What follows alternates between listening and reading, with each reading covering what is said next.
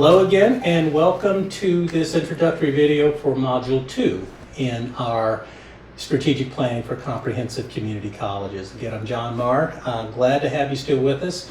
By now, we've made it through the first module. Hopefully, you've gotten a sense for the pace of the course, the amount of work, the amount of reading. Please spend time with the materials that Deb and I have put together in the Blackboard course for you. There are rubrics for all the assignments. There are some tips about how to write, particularly around the discussion board questions. And we have just provided all of these things to help you feel as comfortable as possible about the work that you're doing and submitting. So keep up the good work. As you know, it's an 8-week course, so it's pretty much a sprint and not a marathon. But we have confidence in each of you to get through it. And again, just delighted to be working with you.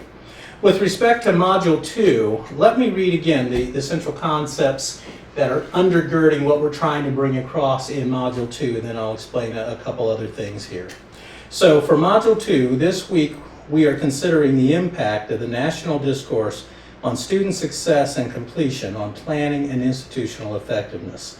This module will provide an introduction to the tools and processes used in effective planning.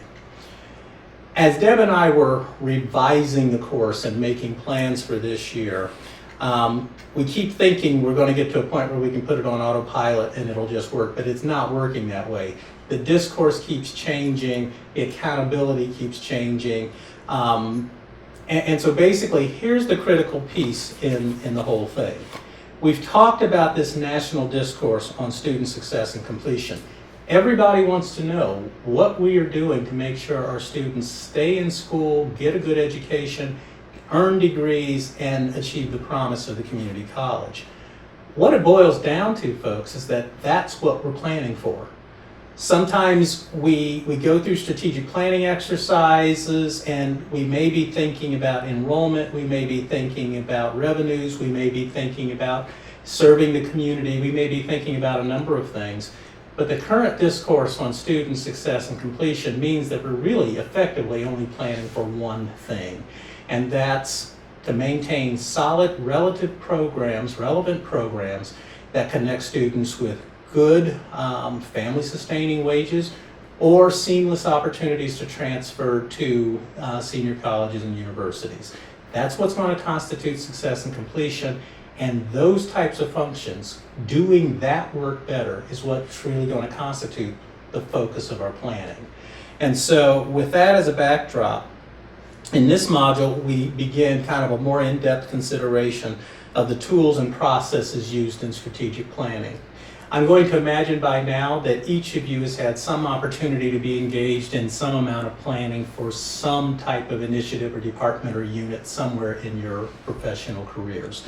And so I'm assuming to a certain degree that if I talk in terms of environmental scanning, SWOT analysis, appreciative inquiry, balanced scorecards, you may have some sense as to what those tools may be about and what they're used for. Some of you may have more experience than some others. What Deb and I are going to really be shooting for is a clear understanding of those tools, a clear understanding of the processes by which and within which you will use those tools, and again, keeping all of that within the context of comprehensive community colleges and the kind of things you should be planning for relative to making your students and your whole institutions more successful. So that's pretty much what it boils down to. Again, there will be some really neat, at least one really neat video for you to watch this week that will bring in some current real world concepts. You've got some reading in Cohen for this week, just an invaluable kind of staple resource to have on your shelf. The Bryson book, I think we opened with our introduction to Bryson this week, which is the primary strategic planning text that we have. I believe the chapters we're having you read in Cohen will be on reserve for you and available electronically because you weren't required to buy this text for this book. But basically, what we're trying to bring together now is a more in-depth look at the plans and processes and just how you do planning. So again, do your best to keep up. Try not to fall behind. Use the tools that we've placed in Blackboard to help you navigate the assignments and all of that. And of course, if there are specific questions, feel free to email or call Deb or myself relative to keeping up and keeping you current with where we are. Keep up the good work. Thanks so much.